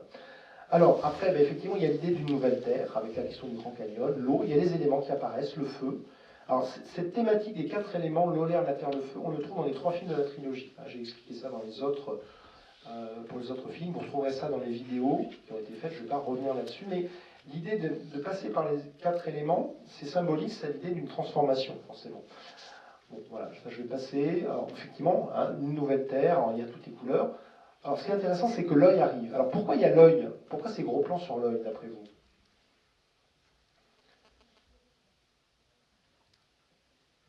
C'est l'œil de Floyd. Ah oui, c'est l'œil du regard aussi, vous voyez. À un moment donné, et nous, on est aussi mis à la place de Floyd. Ça veut dire que là, Kubrick, il nous parle à nous. Bon, je vous rappelle que l'œil est le miroir de l'âme. Donc là, avec ça, le cinéma, et des fois, il y a des images subliminales qui nous touchent, c'est l'idée de toucher notre âme. Donc, Kubrick l'a dit à un moment donné qu'il voulait toucher quelque chose à l'intérieur de l'être humain, au-delà de la parole. Et ça, il y arrive bien. Effectivement, on a bien l'idée d'un écran qui fait paysage, et on a toutes les gammes des couleurs qui reviennent par rapport à ce que j'avais montré. Voilà. Ça prépare l'œil de l'enfant de la Renaissance. Oui, bien sûr. On est exactement là-dedans. Hein, on nous prépare là-dessus. Et à un moment donné, vous avez une correspondance très belle entre un œil et une nova, c'est-à-dire une nouvelle étoile qui exploserait. Vous voyez la question, ça c'est très beau, hein, le passage à ces transitions. Voilà, alors ce qui est très intéressant, c'est effectivement, on irait au-delà de l'infini, hein, autour de ça. Alors, le parcours, le film, il y a combien de parties dans le film? Est-ce que vous avez retenu? 3. Alors 3 ou 4. Alors les intertitres, les voilà. Il y a effectivement 3 intertitres. L'homme de l'humanité, Mission Jupiter, 18 mois plus tard, et Jupiter au-delà de l'infini. Et à chaque fois, il y a 3 rituels. On se nourrit, on se soigne et on rentre un peu en conflit. Voilà. Alors Michel Simon, lui, dit effectivement, c'est intéressant, il y a du 4 dans le film. Kubrick l'a fait en 4 ans. Il y a 4 héros, le singe, le savant, l'ordinateur et l'astronaute. Et il y a 4 types d'évolution. Hein. On part du singe, on passe à l'homme, à la machine et au surhomme. Vous voyez, donc il y a l'idée du 4 et du 3.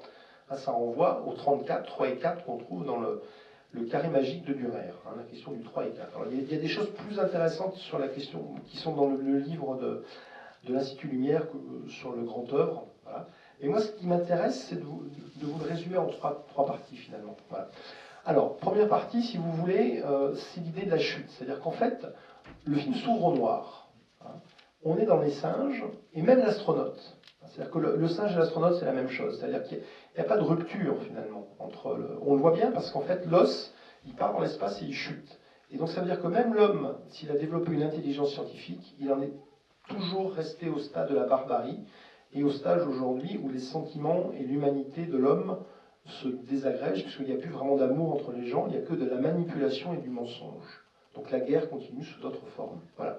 Par contre, à un moment donné, dès qu'on arrive sur la Lune, et qu'on passe à Jupiter et à la porte des étoiles, il y a quelque chose qui se dissout chez l'homme, et donc c'est Bauman qui est notre miroir là-dedans.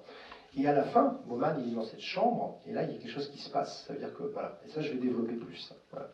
Parce que c'est peut-être l'intérêt du film. Alors, on retrouve ça dans l'alchimie. Alors, moi je vais faire un ciné-club qui s'appelle l'alchimie du cinéma pour vous montrer la question de l'alchimie, c'est l'idée de transformation. On voyait ça au Moyen-Âge, on avait des livres d'art qui montraient des couleurs, qui montraient qu'on pouvait transmuter les métaux, transmuter les plantes, transmuter l'homme. Donc 3 types d'alchimie. Une des hypothèses que je fais, c'est qu'un des rares films qui va parler d'alchimie, mais de façon très claire, alors, je vais vous montrer, vous allez dire ce que vous en pensez, c'est 2001. C'est le film le plus abouti, dans une symbolique clairement alchimique. Voilà, parce que là, je suis obligé de passer le temps presse. Alors, c'est totalement contre ce qu'a fait Arthur C. Clarke. Ça n'a rien à voir. Arthur C. Clarke, il n'a pas compris. D'ailleurs, vous voyez, dans le roman, on est sur Saturne. Arthur C. Clarke, il veut parler de la question de l'homme-machine, il veut parler de la guerre froide et des risques du nucléaire. Voilà. Kubrick, il nous parle de Jupiter. Alors, ce qui est intéressant, bon, je vais passer ça. Alors, en alchimie, si vous voulez, on a 7 métaux et 7 planètes. Alors, ce qui est intéressant, c'est de voir que Jupiter, c'est l'étain, Saturne, c'est le plomb. Donc, l'étain, c'est un niveau... Donc, dans Interstellar, il y avait un travail autour de Saturne, Saturne étant une porte qui permettait à Cooper d'informer sa fille, grâce à l'amour qu'il avait pour elle, et éventuellement de sauver l'humanité ou de se sauver lui-même. Donc là, on passe à un niveau supérieur. Alors, voilà, parce que le symbole de Saturne, c'est le temps, qui dévore ses enfants chez Goya. Le symbole de Jupiter, c'est le roi des dieux. Donc on rentrerait au-delà de Jupiter dans le domaine des dieux. Donc vous voyez bien la question du dieu ou des dieux. Alors est-ce que c'est des dieux en termes, on va se dire, mais même les extraterrestres, on ne les voit pas. Effectivement, qu'est-ce qui se passe? Alors, on va rentrer maintenant dans le sens un peu implicite du film. Voilà. Bon, je vais terminer en 5 minutes parce que le temps passe très vite. Alors, il y a un débat, je vais peut-être vous demander votre avis, comme ça va. Entre quelqu'un qui s'appelle Sam Azulis, qui a écrit un livre, Une Odyssée philosophique, et qui dit que finalement Kubrick c'est un nihiliste, qui est un peu passé dans ce film-là. Vous voyez ce que c'est le nihilisme? En fait, finalement, rien ne se vaut, une forme de pessimisme, en disant finalement il y a une évolution, et si ça se trouve l'évolution finale, on crée un nouveau monstre à la fin. Ce personnage, il n'est pas plus sage que les autres, voilà, ça c'est une posture. Et puis vous avez une posture de Philippe Fraisse qui dit que Kubrick, il serait gnostique. Les gnostiques, c'est des gens qui ont foi dans l'évolution humaine et par rapport à la connaissance, mais pas une connaissance uniquement intellectuelle, une connaissance liée à un 6e sens spirituel. Alors, qu'est-ce que vous pensez, vous, de ce film? Est-ce que c'est un film qui est, par rapport à la fin maintenant, qui est un message pessimiste, nihiliste, en disant finalement le cycle continue, ou au contraire, ce film est un film plutôt qui nous tire vers le haut et qui nous donne un message d'espoir? Je vous laisse parler là-dessus, et après je conclurai. Alors, qui pense que le film est totalement positif? Et vous pouvez lever la main pour faire un sondage comme ça. Sur la fin. Alors, vous êtes combien à penser que le film, ouais, pas beaucoup.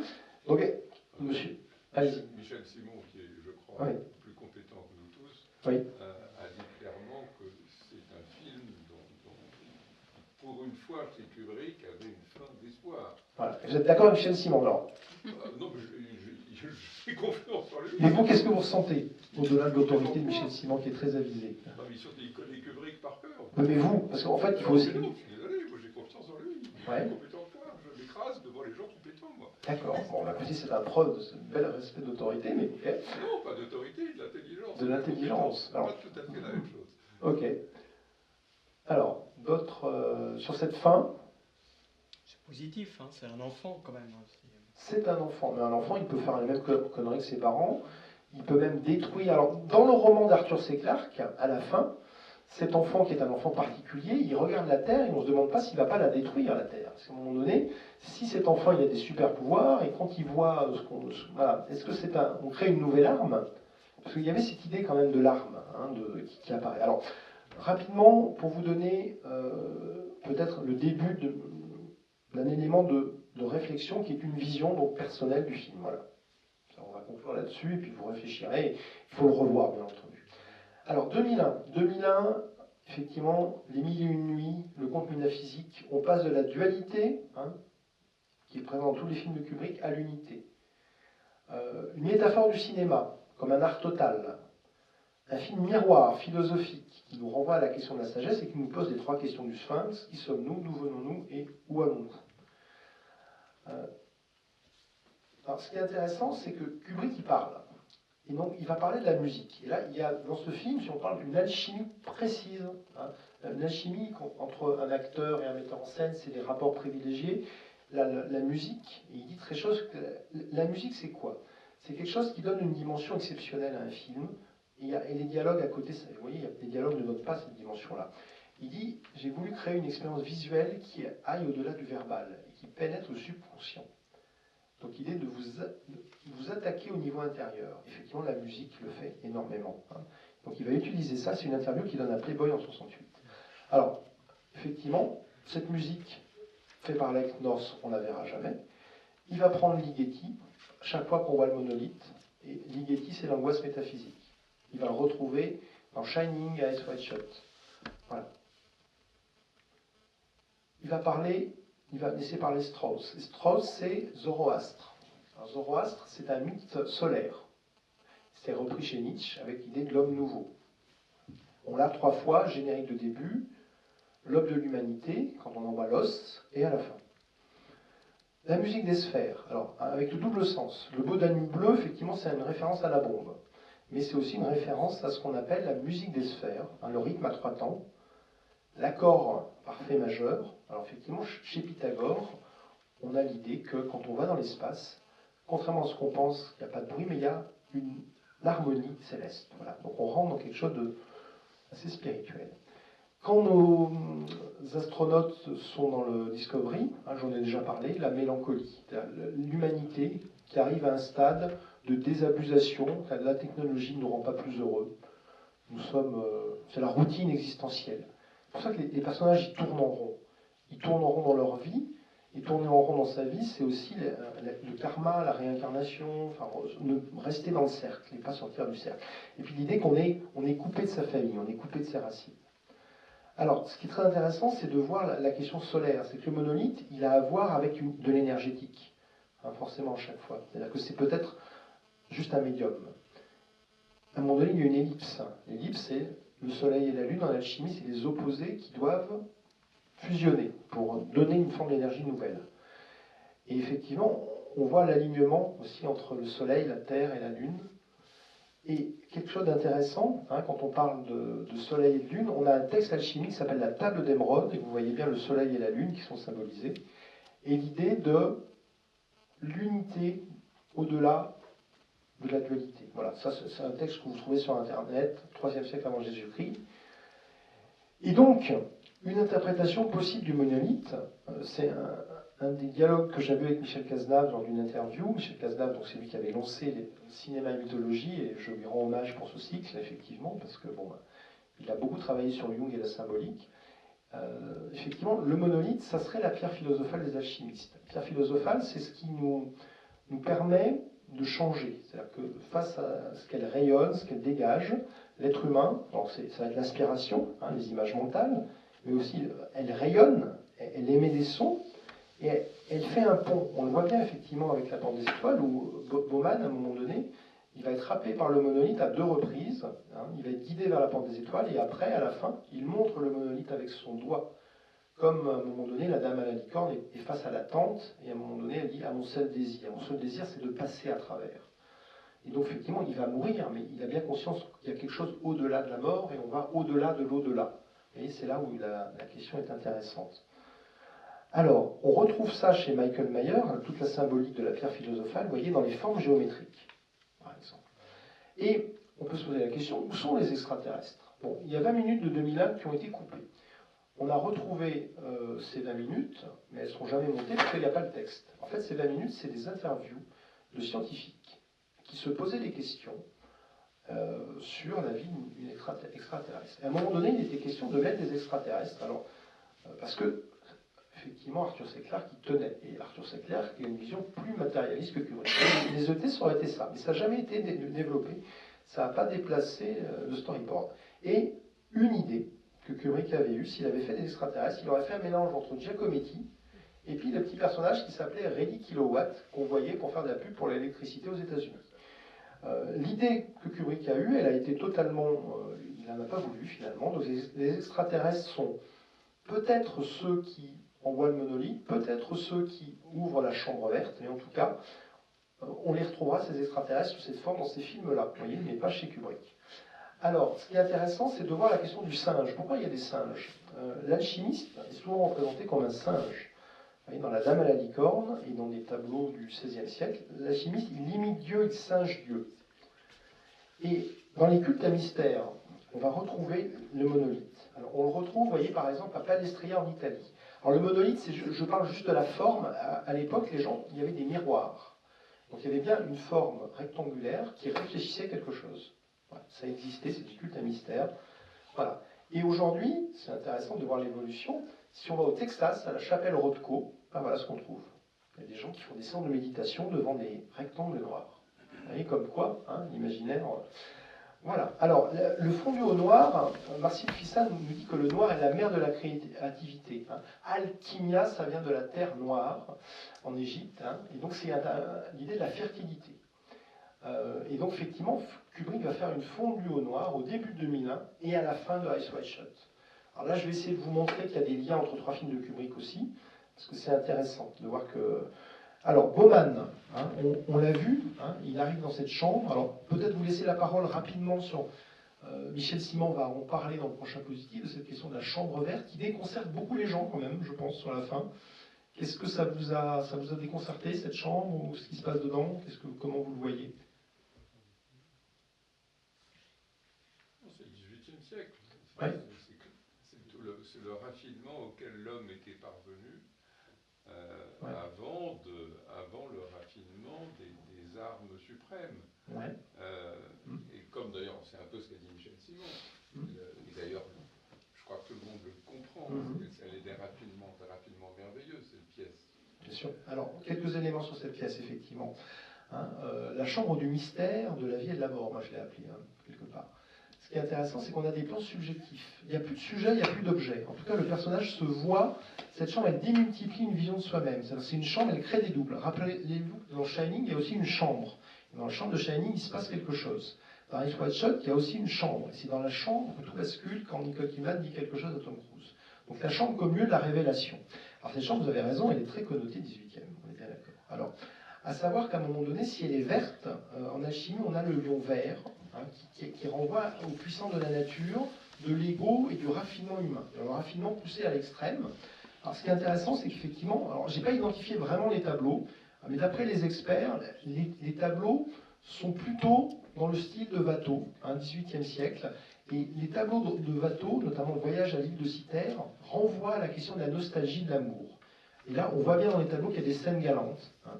Cette idée de l'amour, autant il est présent dans Interstellar, explicite, autant dans 2001, il est implicite et perdu, et à la recherche. C'est-à-dire que l'amour qu'on cherche, c'est pas l'amour homme-femme, c'est l'amour énergie. C'est quelque chose qui est au-delà de l'amour entre un être et une femme, voyez. Et en tout cas, il y a cette idée que dans la peinture, à un moment donné, on a voulu montrer, alors voyage à l'île de Cythère, c'était aussi la question de la mort qui revient. Et on va voir ça dans Barry Lyndon. Barry Lyndon, effectivement, ça va être ça. C'est le film d'après, hein, 2001. Et tous les films de Kubrick se répondent. Donc Barry Lyndon, c'est quoi? C'est effectivement la question de la raison et de la passion. Donc le XVIIIe siècle est très ambivalent. Hein. C'est-à-dire, le XVIIIe siècle, on passe de l'alchimie à la chimie. L'alchimie n'a plus raison d'être, on rationalise tout ça. Et sauf que on a un gros retour de l'irrationnel après, au XXe siècle. Donc c'est vrai que l'être humain, il passe souvent d'un extrême à l'autre. Et peut-être qu'au lieu de passer d'un extrême à l'autre, il aurait suffi de concilier la raison et la passion, le cerveau droit et le cerveau gauche. Et ce que Kubrick veut nous dire, c'est que l'être humain, mu par son ego, il bascule d'un extrême à l'autre. Hein. C'est un grand classique de l'évolution humaine. Et c'est exactement ce qui va se passer dans Barry Lyndon. Bon, à un moment donné, il y a l'idée du verre cassé. Dans un mariage juif, on casse un verre pour célébrer une alliance. Hein. Et donc l'idée de l'alliance vers autre chose. Alors l'alliance vers quoi? Vous voyez, à un moment donné, il va se voir. Alors là, si vous regardez bien, vous avez un symbole. Ça, il faut voir, effectivement. Est-ce que quelqu'un a vu le symbole qui était là? Je vais vous le montrer. Alors déjà, hein, premier symbole, c'est le vieil homme. En alchimie, il y a l'idée du vieil homme qui va mourir. Hein. Le vieil homme, c'est nous-mêmes. C'est-à-dire notre stature corporelle, elle est forcément amenée à disparaître. C'est logique. Par contre, ce qui est intéressant, Bauman se voit faire. Hein. Les gens qui font de la méditation à des stades très avancés, ils vous disent qu'à un moment donné, ils sont capables de sortir de leur corps et de se voir. Et de voir le processus psychique et physique qu'ils sont en train de vivre. Donc ça, c'est intéressant. Donc on est sur une métamorphose de la conscience, très clairement dans cette chambre verte. Voilà. Alors ça, c'est une image tirée d'un traité alchimique. Et le petit symbole que vous avez, c'est une coquille Saint-Jacques. La coquille Saint-Jacques, effectivement, c'est l'idée du chemin. Et la coquille Saint-Jacques, elle rentre dans une forme qu'on appelle le pentagone. Et le pentagone, effectivement, en alchimie, c'est un symbole très simple. C'est le symbole du pentagramme. Donc c'est le symbole du cinquième élément. J'avais déjà évoqué ça à propos d'Interstellar. Le cinquième élément, c'est, en alchimie ou en magie, le symbole de l'homme-âme. On retrouve ça chez les pythagoriciens. Donc c'est l'idée que dans l'homme, il y aurait deux âmes. Il y aurait une âme singe, hein, c'est l'âme naturelle. C'est aussi le lion vert, l'ego, hein, naturel. Et il y aurait autre chose. Et qui se développerait à partir du moment où on passe la porte des étoiles, où on se relie à des énergies qui sont supérieures, qu'on a bien vues et que Kubrick essaie de figurer. Alors ce qui est intéressant, c'est de voir, regardez Barry Lyndon, c'est très intéressant. Il y a la rose rouge. La rose est le symbole de l'âme. Barry Lyndon, c'est l'histoire d'un homme qui perd son âme. Et donc là, on a l'impression, moi j'ai lu ça comme étant une espèce de rose qui éclot au contraire. Donc un homme qui, lui, peut-être trouve un supplément d'âme à travers la porte. Voilà, c'est une lecture, hein. Je ne dis pas que j'ai raison absolument là-dessus. Et par contre, ce qui est très troublant, hein, c'est la représentation d'alchimie de l'enfant philosophal. L'enfant philosophal, c'est la transmutation de l'être imparfait. Dans le creuset alchimique, c'est un petit enfant. Vous voyez, on a un petit enfant qui apparaît à la fin. On a ça dans les traités d'alchimie médiévale aussi. Et ce qui est intéressant, hein, l'autre représentation, c'est la dame Camnon, hein, dans la Kabbale. Et quand on parle de l'éclipse, conjonction Soleil-Lune, l'idée de l'androgyne. Puisque cet enfant, ben, on ne peut pas trop dire si c'est un homme ou une femme pour le moment. Ce qu'on peut dire effectivement, c'est que, voilà, peut-être qu'on est sur un être qui est, on l'a vu dans la porte des étoiles, qui est ça, mais ça, le Merkaba, c'est aussi la pierre philosophale. On retrouve dans les traités alchimiques. Ça, c'est la conjonction du soufre et du mercure.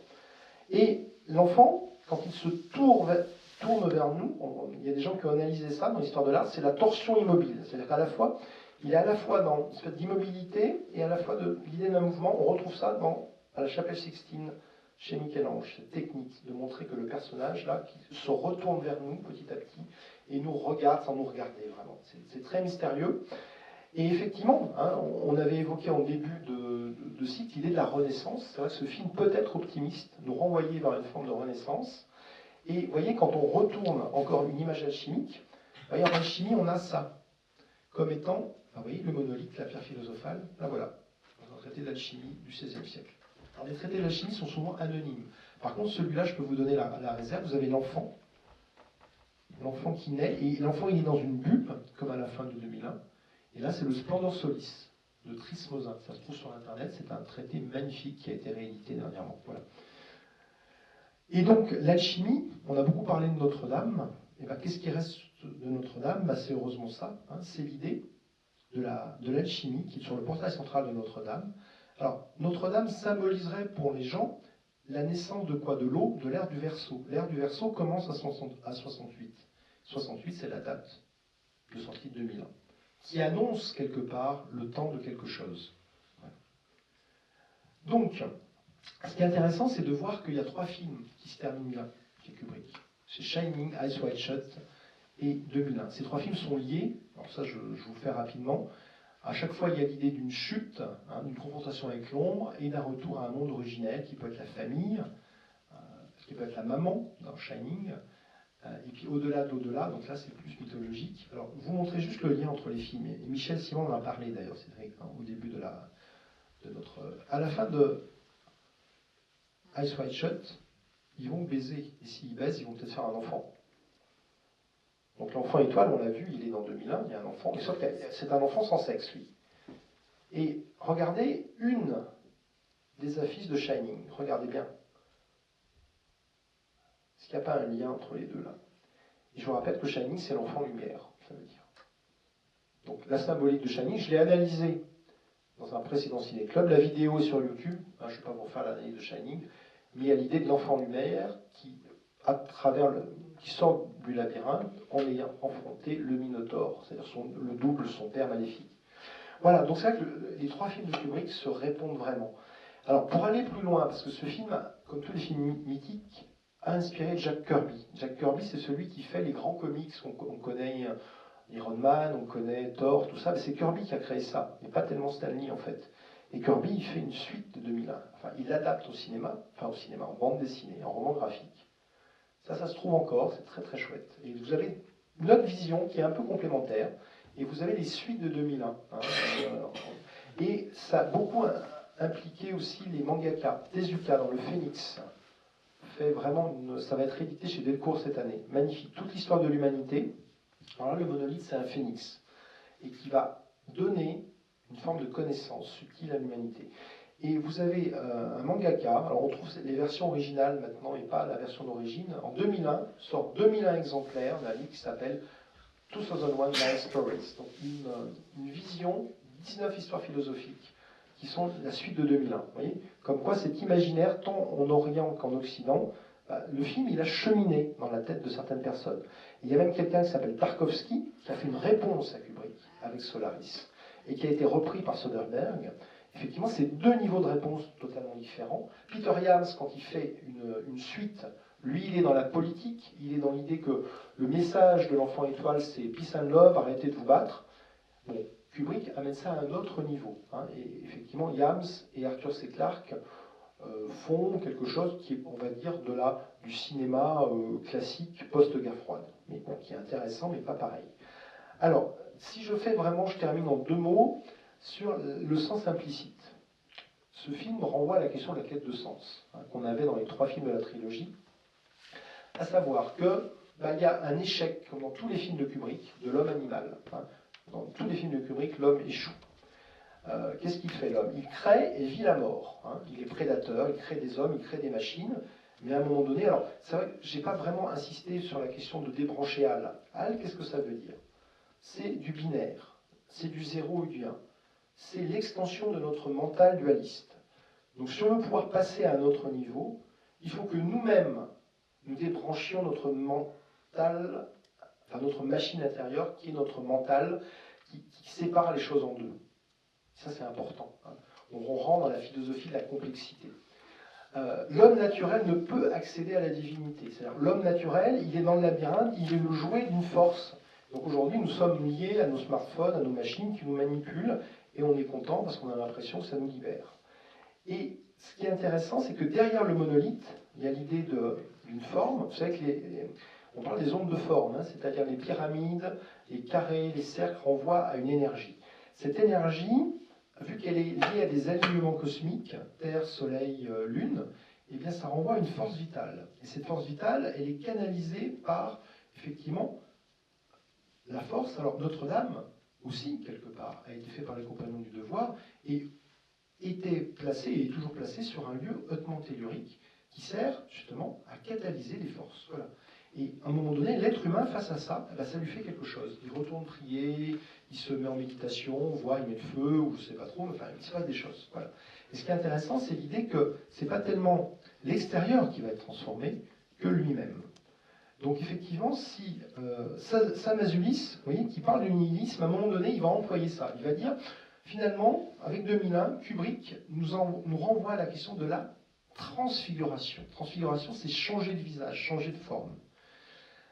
Donc ça veut dire, si je reprends un petit peu mon schéma, c'est-à-dire à un moment donné dans les films de Kubrick, il y a Eyes Wide Shut qui travaille sur le côté un peu sexuel freudien, la conscience moi, il y a Shining qui va travailler sur les visions de l'enfant par rapport aux fantômes, donc la conscience cosmique, Jung a beaucoup travaillé sur les fantômes et l'au-delà, et 2001 qui travaille sur un autre niveau. Alors ça je vais préciser rapidement parce que c'est un concept un peu bizarre. Si je reprends les trois films, alors justement là c'était les trois films de Kubrick, et là je conclue sur les trois films de la trilogie. Gravity, Le message de Gravity, en une phrase, c'est cette femme, elle a compris qu'il faut avoir les pieds sur terre et la tête dans les étoiles. Conjonction des opposés. Hein. Elle doit accepter la porte de son gamin, accepter de vivre. Sur Terre, elle doit se réincarner, elle doit accepter la gravité. Ensuite, dans Interstellar, on rentre dans la 4e dimension. Là. La 4e dimension, c'est voir le cosmos, voir les forces, voir l'espace-temps, voir l'au-delà, voir comment ça passe. Ça passe dans le Tesseract, où notre personnage il a accès à la conscience du cosmos. Un peu comme Thanos. Vous savez que Thanos, dans les Avengers, il récupère le Tesseract. Le Tesseract, c'est la pierre de l'espace. Bon, c'est très mal fait dans le Marvel Cinematic Universe, c'est beaucoup mieux fait. Il a fait, à mon avis, sans précédent. Et personne n'a été aussi loin dans la symbologie. C'est sortir de la matrice, sortir de la 5e dimension. C'est-à-dire aller, on voit bien à la fin que je vous dis, au-delà de l'au-delà. Hein, on va au-delà de Jupiter. Donc, qu'est-ce que ça peut vouloir dire? Ben voilà, en une image. Je vous l'avais mis dans les images clés. Ça, c'est une image anonyme que Camille Flammarion va mettre dans son traité d'astronomie. Camille Flammarion, il a un observatoire à Juvisy qui permet de voir les étoiles. Et vous avez bien ce personnage. Alors, les commentateurs disent qu'on a un alchimiste. Cet alchimiste, il a fait le tour du monde, hein, et du cosmos. Et à un moment donné, il passe la porte des étoiles. Vous voyez les étoiles là, hein? Donc il y a une porte. Et derrière la porte, il a accès à autre chose. Donc, accès à autre chose, c'est il y a encore des niveaux. Hein. Alors, combien il y a de niveaux pour remonter? Mais lui, il a cette tête. Et il a l'idée de voir d'autres planètes. Peut-être comme l'enfant étoile de la fin de 2001. Voilà. Et qu'est-ce que c'est que l'être-té? Alors, l'être-té, c'est un autre niveau de conscience. On voit bien Jung, vous savez, là, avec le transpersonnel. On voit bien Freud et tous les gens qui ont travaillé sur le développement personnel. Bon, il y a un monsieur qui s'appelle Krishnamurti, qui a écrit des choses sur la tradition et la révolution. Il n'a jamais voulu être un gourou. Il a rencontré une dame en Inde, qui s'appelle Vimala Thakar. Et elle a développé un concept qui fleurit sur Internet. Alors, je ne dis pas que je suis à fond là-dedans, moi, il faut faire très attention avec tout ça, mais le concept est intéressant, c'est le concept d'être-té. Et Krishnamurti disait un truc important, c'est qu'en fait, qu'est-ce qu'il faut? L'homme ne peut changer le monde que s'il se change lui-même. C'est exactement ce qui arrive à Dave Bowman, qui, dans cette histoire, finalement, il avait déjà quelque chose, lui, hein, ce détachement du monde. Effectivement, il n'a plus rien à perdre, il n'a plus de famille, il n'a plus rien. Il a la ruse, Ulysse, et à un moment donné, il va avoir une forme d'intelligence, il va avoir une forme de lâcher-prise, et il va se transformer. Et effectivement, le monde, à la fin, c'est le nouveau Dave Bowman face au monde. Donc lui, c'est le microcosme, il est face au macrocosme, mais il y a quelque chose, peut-être, qui se passe là-dedans. Voilà. Je termine par 2 citations de Stanley Kubrick. Parce que comme ça, du coup, hein, ça m'évite d'être dans trop de surinterprétation, parce qu'on peut vite confiner au délire. Je vous dis ma source, c'est dans un petit livre chez Grémez. Et le journaliste s'est amusé à compiler des interviews de Kubrick. Kubrick a donné une interview à Playboy en 69, et après à différents ouvrages qui ne sont pas traduits en français. Donc là, je vous donne les 3 citations, et on conclut là-dessus. Première citation qui vous montre qu'il était quand même optimiste. Aussi vastes que soient les ténèbres, nous ne devons pas avoir peur de notre propre lumière. Ça, c'était dans Playboy. Après, toute la mythologie humaine pointe vers l'étape où l'intelligence se fera esprit. Alors, qu'est-ce que c'est que l'esprit? Bowman, alors là, il va donner, bizarrement, une fois, il va donner c'est très rare, moi j'ai découvert ça, je pense que c'est vrai, enfin, bon, c'est cité comme étant Kubrick, il faudrait vraiment vérifier quand même.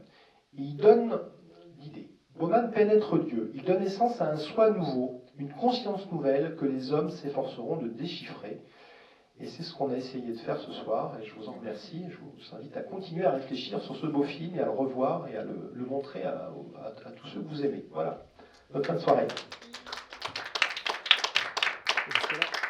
Désolé pour le cinéma. Merci à François et au cinéma, parce qu'on a fait minuit et demi. Je crois que c'est le plus tard qu'on ait fait. Voilà, merci à vous.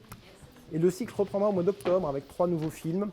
Donc, il y a une page YouTube qui s'appelle Libermundi sur YouTube. Et il y a une page Facebook qui s'appelle L'Alchimie du cinéma. Donc, n'hésitez pas de suivre ça, vous serez au courant de la suite.